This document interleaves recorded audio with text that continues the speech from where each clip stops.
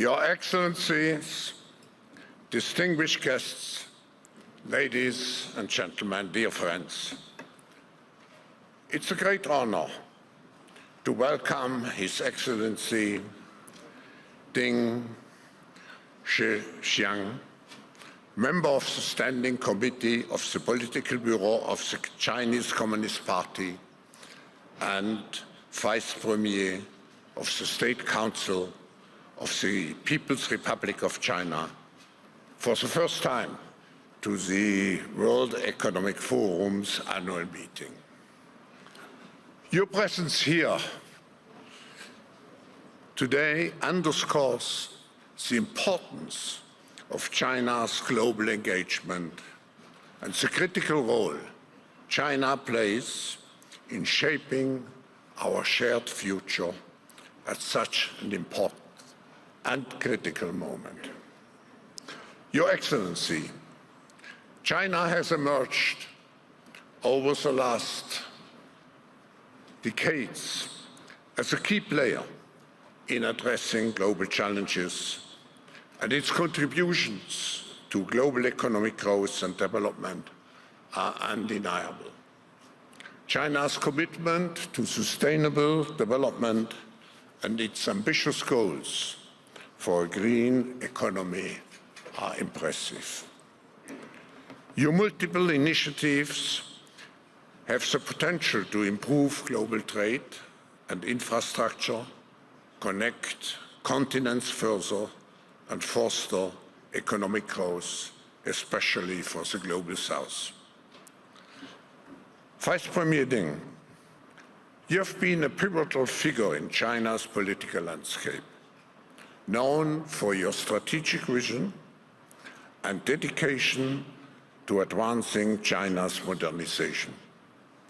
With a career spanning several decades, you have played a crucial role in shaping policies that drive economic reform, technological innovations, and sustainable development.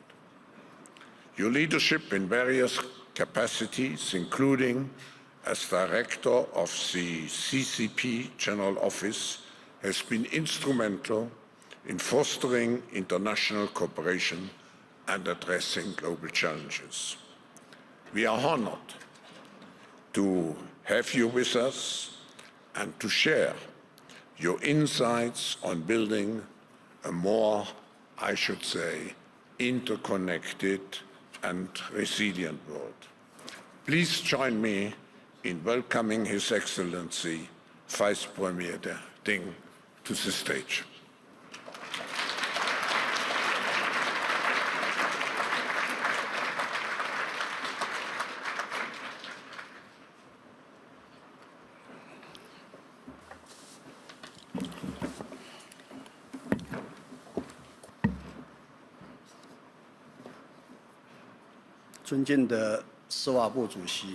Professor Klaus Schwab, distinguished guests, ladies and gentlemen, friends. It gives me great pleasure to come to beautiful Davos for the World Economic Forum annual meeting. This is an important platform for discussing global economic issues and a vanguard for promoting international exchanges and cooperation. This small town is attractive not only for its picturesque landscape, but also for inspiring new ideas and facilitating common progress. 8 years ago, it was here in Davos that Chinese President Xi Jinping delivered the important speech in which he pondered the question of our times: what has gone wrong with the world, and what should we do about it, and sent a resounding message that China will support economic globalization, uphold and practice multilateralism, and join the effort to make the world a better place. This speech, as Professor Schwab concluded, brought us some sunshine. Upon deep reflection, President Xi pointed out that any attempt to channel the waters in the ocean back into isolated lakes and creeks is simply not possible. and that pursuing protectionism is like locking oneself in a dark room. While wind and rain may be kept outside, that dark room will also block light and air. At that time, I had the privilege of listening to that speech in the audience, and Professor Schwab, this is my second time here, not the first time. And it is still fresh in my memory. Since then, President Xi had offered clear answers twice at the World Economic Forum to the questions of how to improve global governance and how to build a community with a shared future for mankind, which provided important guidance to the international community. As we meet, transformation not seen in a century is accelerating across the board. With imminent tariff wars and trade wars, an ongoing tug-of-war between the forces for and against economic globalization, and intense rivalry between multilateralism and unilateralism, the global governance system is undergoing profound adjustments. Human society has once again come to a critical crossroads, hoping that the sun will break through clouds and mists to light up the way forward. It is time to recall President Xi's important speech, and we should firm up confidence, uphold solidarity and cooperation, and forge ahead, hand in hand, despite high winds and choppy waters, to build a community with a shared future for mankind. We should provide more stability and certainty for the world and build a just world of common development. Here, I wish to share a few observations. First, we need to jointly promote a universally beneficial and inclusive economic globalization. Economic globalization is an inherent requirement for the development of productive forces and an inevitable result of technological advancement. Indeed, it is an overwhelming trend of history. Over the years, despite some setbacks and headwinds, economic globalization has demonstrated strong resilience and dynamism. According to WTO statistics, the total volume of global trade has grown by an average of 5.8% per year since 1995, and reached $30.4 trillion in 2023. Between 1995 and 2022, the share of middle and low-income countries in global export rose from 16% to 32%, and developed countries did not lose out from this. Their growth rates and the well-being of their peoples have also been effectively boosted. Economic globalization is not a you lose, I win, zero-sum game, but a universally beneficial process where all can benefit and win together. Admittedly, economic globalization will bring some tensions and disagreements on distribution. These issues can only be resolved in the process of promoting economic globalization. Protectionism leads nowhere. Trade war has no winners.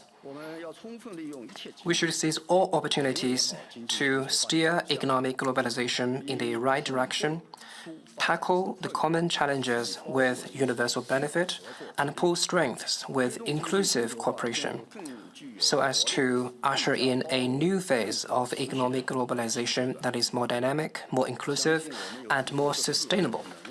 I believe we have the wisdom and capability needed to find a win-win and all-win solution, one that is based on mutually beneficial cooperation and through communication and coordination. We should not only make the pie of economic globalization bigger, but also distribute it better. Second, we need to jointly uphold and practice true multilateralism. Multilateralism is the right way to maintain world peace and promote human progress. It is the golden key to solving the difficulties and challenges facing the world. International affairs should be decided by all through discussion, and the future of the world should be determined by all countries together. This is a consensus shared by the international community. We must hold high the banner of multilateralism, pursue the vision of global governance featuring extensive consultation and joint contribution for shared benefit, and ensure equal rights, equal opportunities, and equal rules for all countries in international affairs. This year marks the 80th anniversary of the founding of the UN. We should seize the opportunity to reaffirm our commitment to the purposes and principles of the UN Charter, firmly uphold the UN-centered international system and the international order based on international law, and make global governance more just and equitable.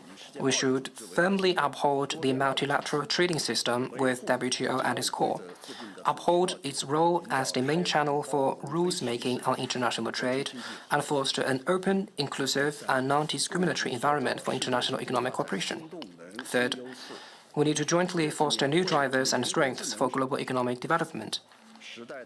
The theme of this year's annual meeting, Collaboration for the Intelligent Age, is highly relevant. In today's world, the new round of technological revolution and industrial transformation is deepening. Cutting-edge technologies such as AI, quantum computing, quantum technology, and biomedicine are flourishing, and digital green and intelligent development is picking up pace. We should seize and make the most of these opportunities to enhance connectivity in the digital age, promote international cooperation on sci-tech innovation, help countries strengthen emerging and future industries, and accelerate the cultivation and development of new quality productive forces. In recent years, the North-South divide has become more pronounced, and the gaps in technology, digital access, and AI are still widening.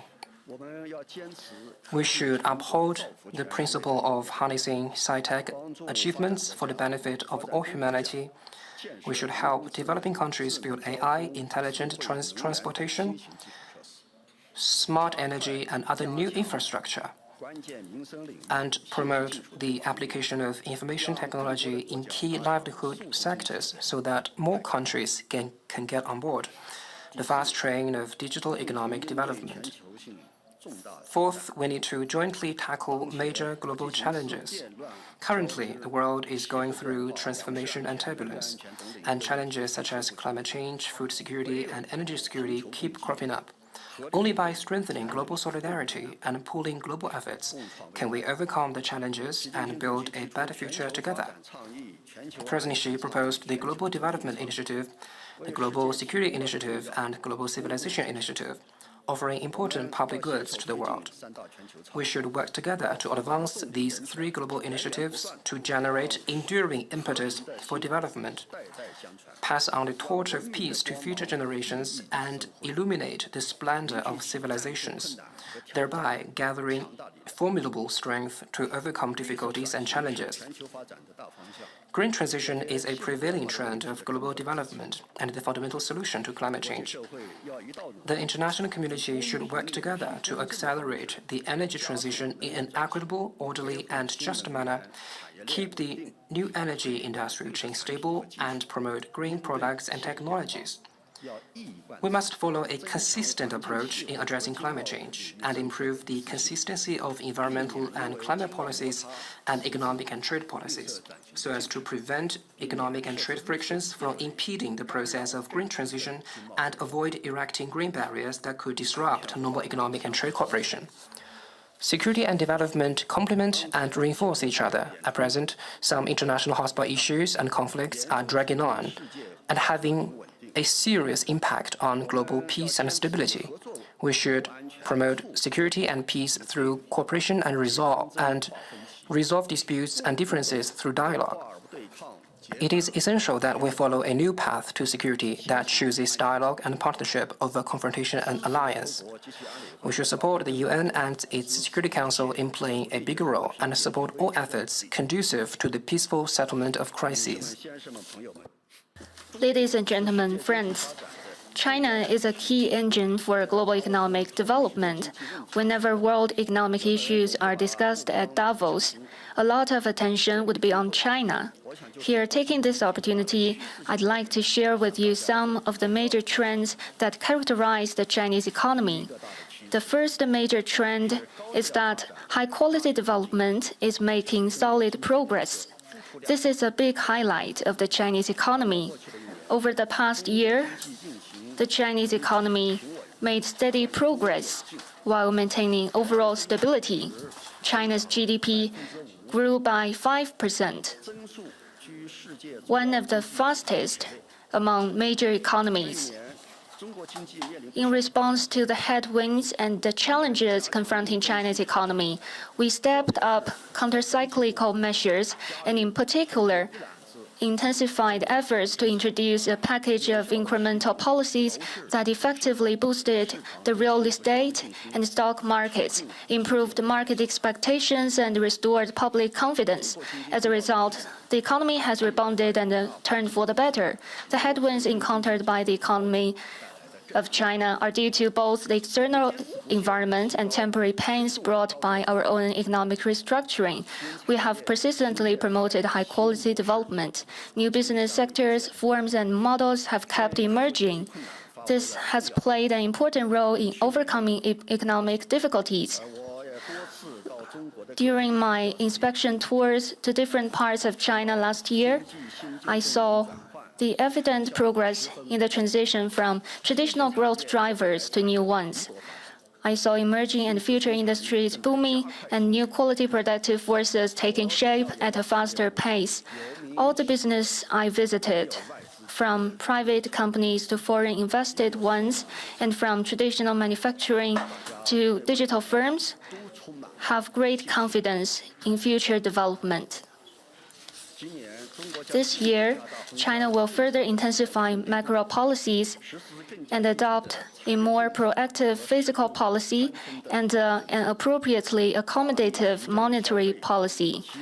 Will vigorously boost consumption, improve investment performance, facilitate the integrated development of sci-tech innovation and industrial innovation, promote the sound and stable development of the capital market, stabilize the real estate market, and effectively prevent and diffuse local government debt risks so as to effectively pursue higher quality economic growth and appropriately increase economic output. China's stable and sound economic development will inject strong and sustained impetus to global economic development. The second major trend is that green and low-carbon transition is accelerating across the board. This is a salient feature of the Chinese economy. China is taking concrete actions to peak carbon dioxide emissions before 2030 and achieve carbon neutrality before 2060. Since 2012, China's energy consumption per unit of GDP and carbon emission intensity have dropped by more than 26% and 35% respectively, and China's renewable energy now accounts for over 35% of its total power generation. China has built the world's largest and most complete new energy industrial chain. 70% of the photovoltaic components and 60% of wind power equipment worldwide come from China. This high-quality production capacity had served as a strong boost to global green development and climate response. China's circular economy enjoys a robust momentum of development. For example, empowered by new material technology, a Chinese enterprise produces one T-shirt with polyester yarn extracted from 8 plastic bottles and makes one hard shell jacket with 28 plastic bottles. This way, it consumes more than 30 billion plastic bottles every year, which has both ecological and economic benefits. China's pursuit of green transition is a long-term commitment rather than an act of expediency. No matter how the international landscape may evolve, China's determination and action for proactive climate response will not change. We will make tireless efforts to reduce carbon emissions and mitigate pollution while expanding green transition and promoting economic growth, accelerate the comprehensive transition to green economic and social development, observe the goals and principles of the UNFCCC and its Paris Agreement, and make greater contributions to global climate response. The third major trend is that reform and opening up is moving up toward a higher level. This is the source of vitality of the Chinese economy. It is through reform and opening up that China caught up with the times in big strides over the past decades. And in order to break new ground in China's modernization drive, we still count on reform and opening up. In July last year, the Communist Party of China, the CPC, held the third plenary session of its 20th Central Committee, laying out systematic plans for further deepening reform comprehensively to advance Chinese modernization. More than 300 important reform measures were introduced at the meeting, and these reform tasks shall be completed by 2029, the year marking the 80th anniversary of the founding of the People's Republic of China. We'll build a high-standard socialist market economy, foster a fairer and more dynamic market environment, and make resource allocation as efficient and productive as possible. Openness is the hallmark of Chinese modernization. In terms of the access for foreign investment, we set up the China-Shanghai Pilot Free Trade Zone in 2013 and issued the first negative list for foreign investment. There were 190 items on the list at that time, but now the number has been reduced to 27.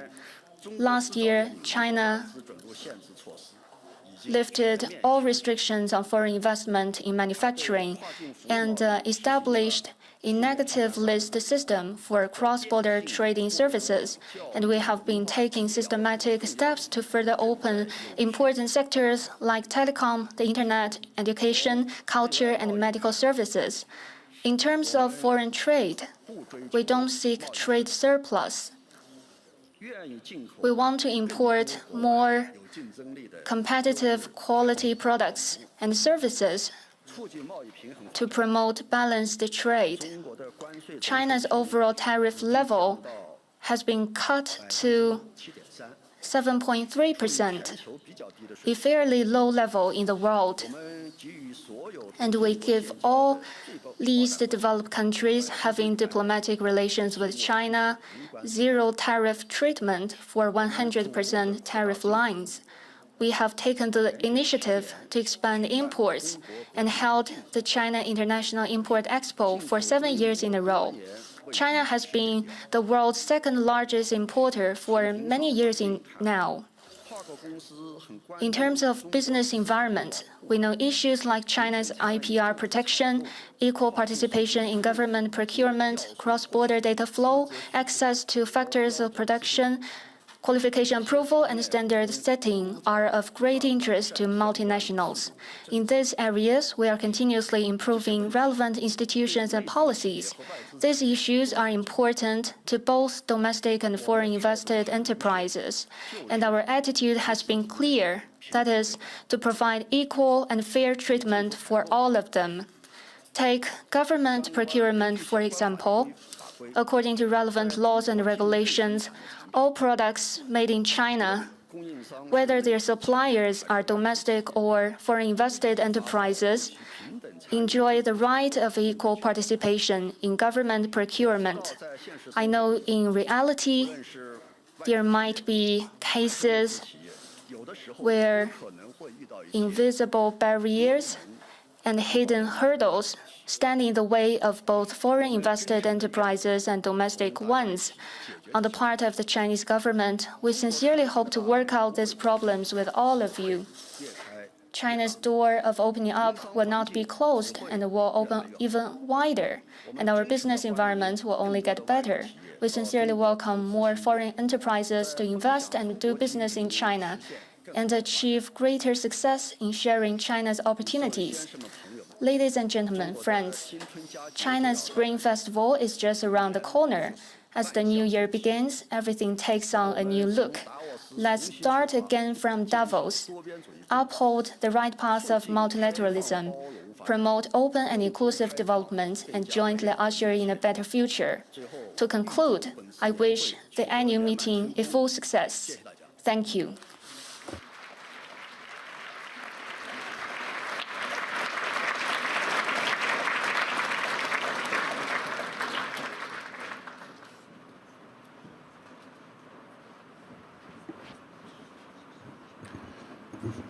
Thank you, Vice Premier Ding, for having given us a very deep and comprehensive insight into Chinese policies and the status of the China economy. Let me follow up with one or two questions. First, we are now in a kind of reshaping of the global order. And my question would be, how does China actually view its role in shaping the global order among the rising tensions which we have? And what would be actually the consequences, Vice Premier, of a world falling apart into two different systems, short-term and long-term? And what should be done to avoid such a scenario?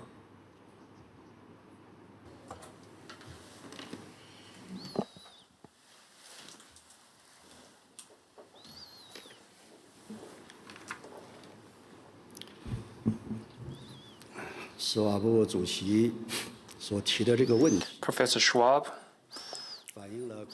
your question reflects the international community's interest in China's role and also a concern shared by the international community about the international landscape, the worry that the world may split into two separate systems. On China's role in the international order, as a Chinese saying goes, what a person says and does tell you what that person is.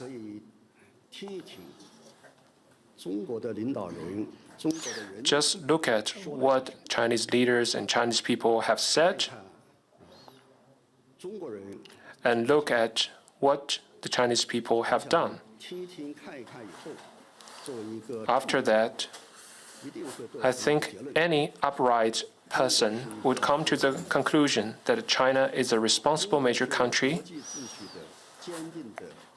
and a firm defender and builder of the international order. First, in recent years, President Xi Jinping has shared his views multiple times on the international order. One of that is the vision of building a community with a shared future for mankind. And also he put forth the Global Development Initiative, the Global Security Initiative, and the Global Civilization Initiative. These ideas and initiatives have contributed to narrowing down division, reducing the risk of confrontation,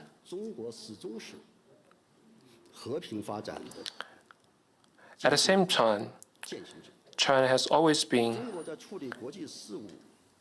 a staunch exerciser of peaceful development.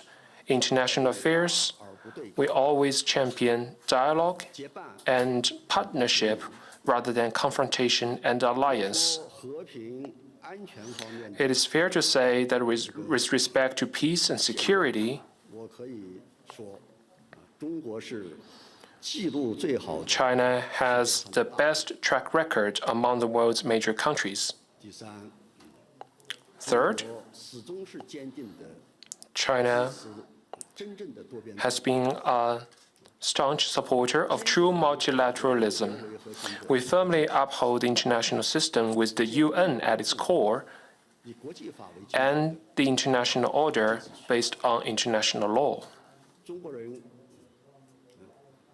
The Chinese people always honor our commitments. Our deeds always match our words. That's for the first question. And you touch upon the possible consequences if the world splits into different systems and how to do about it. I think if that is the case, the consequences would be unimaginable. If the world becomes divided, it would be very difficult for humanity to address common challenges together.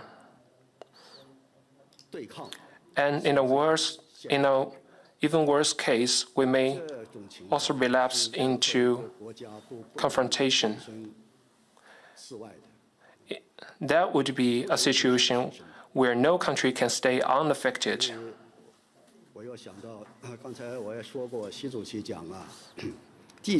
President Xi once said that all countries in the world are like passengers in the same big ship.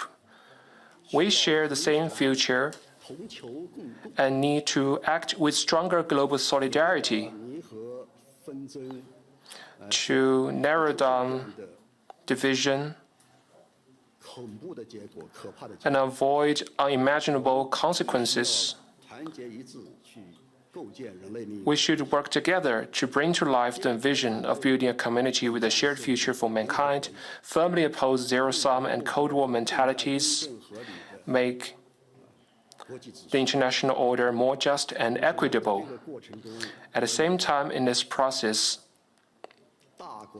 I think the role of major countries is very important.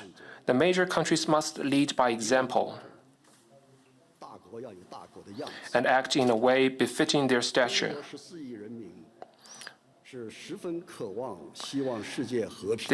It is an aspiration shared by the 1.4 billion Chinese people that the world can be tranquil and peaceful and achieve common development. We are working tirelessly toward this end and hope the rest of the world will join us. That concludes my answer. Thank you.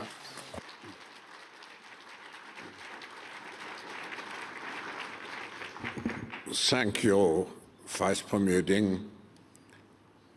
In the context of the question I just asked also, we know that the intelligent age is characterized by fierce competition in the new technologies such as artificial intelligence and quantum computing.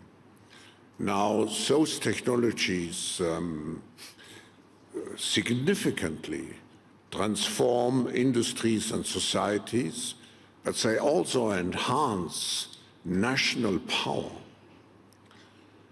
Now, what will China do to avoid that those technologies become a divisive factor and contribute really to the progress positively of all humanity?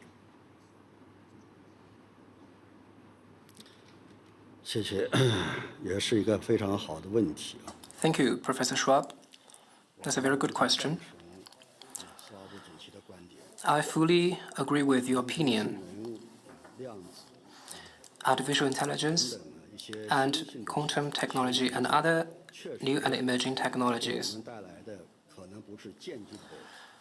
are perhaps not progressive development, but disruptive transformation.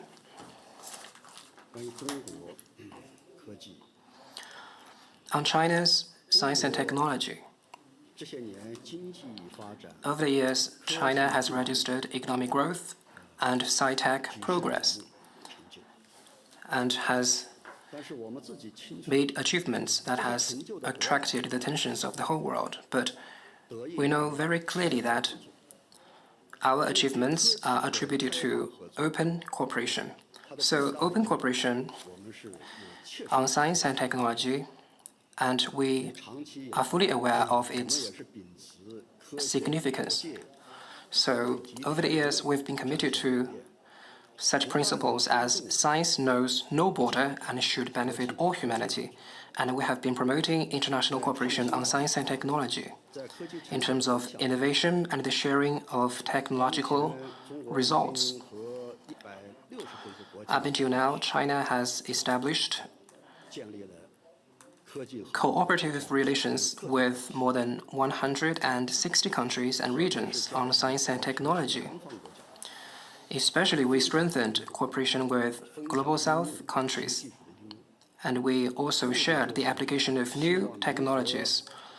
We did this to narrow the technology gap and prevent that sci-tech innovation from becoming a game only for the rich countries and rich people.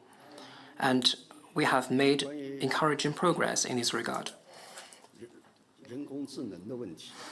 On artificial intelligence, Professor Schwab, I agree with what you said on AI.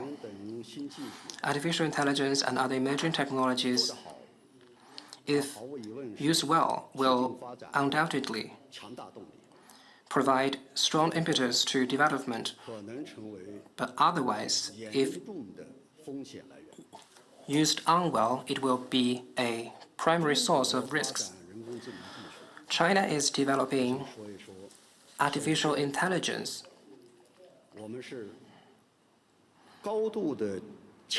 When we do this, we attach great importance to strike the right balance between development and security. That means to get the relationship between security and development right. We seek progress while maintaining stability.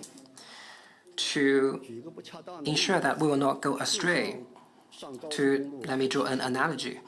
Just like when you drive a car on the highway, you must first make sure that the brake is functional before stepping on the gas pedal. So, striking the right balance between development and security is of utmost importance. And China is developing AI to promote the intelligent transformation of our economy, to deliver a better life for the 1.4 billion Chinese people, to make them live a modern life. This is our objective, so we will not blindly follow others' practices. We will not engage in excessive competition in this regard. So, the Chinese government is capable of ensuring the sound management of artificial intelligence because we have a very strong institutional system and a monitoring system. And we have a very strong ethics committee. So with all this, we can manage and utilize artificial intelligence and other emerging technologies to the benefit of our people. On the global governance on AI, this is a tough issue. If we allow this reckless competition among countries continue, then we will see a great rhino. What to do about it? I think we need to review the history.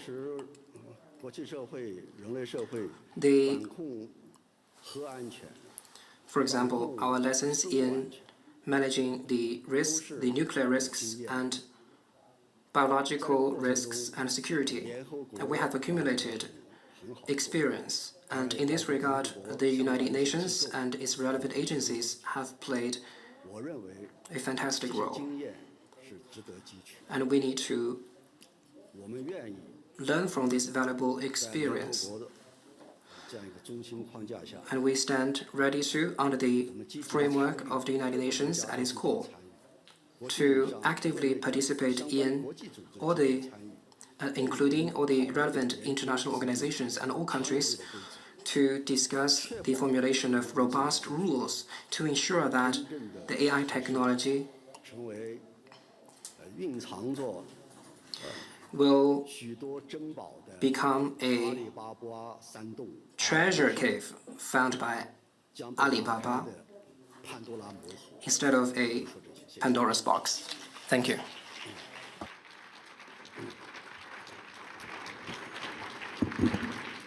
Ladies and gentlemen, this concludes our session, and please join me again thanking Vice Premier Ding for his insights into China's policies.